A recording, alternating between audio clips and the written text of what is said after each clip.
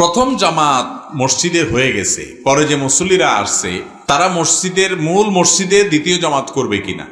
ফোকাহায়ে আহনাফের মত হলো দ্বিতীয় জামাত করবে না। তবে এর বিপরীতে অনেক ফোকাহে কেরামের মতেই এটি করা যাবে, বরং করা উচিত। কারণ একাকী নামাজের চাইতে জামাতে নামাজের সওয়াবের পরিমাণ কত বেশ কম, 27 গুণ বেশ কম। নবী করিম সাল্লাল্লাহু আলাইহি ওয়াসাল্লাম তার কাছে তার মসজিদে জামাত শেষ হওয়ার পর এক ব্যক্তি আসছে, তিনি এখনো নামাজ পড়েন নাই, জামাত তো তার মিস হয়ে গেছে।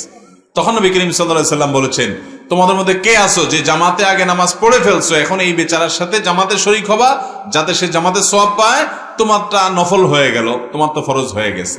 তখন একজন বলল, ইয়া রাসূলুল্লাহ, আমি তার সাথে জামাতে পড়বো। তিনি আগে ফরজ পড়ে ফেলছিলেন। তখন এই নতুন আগত মানুষটার সাথে সেই মুক্তাদি হয়ে নামাজ পড়লেন, তারা জামাতের সওয়াব পাইছেন। এই জন্য জামাতে নামাজ পড়ার ব্যাপারে আমাদের খুব সিরিয়াস হতে হবে।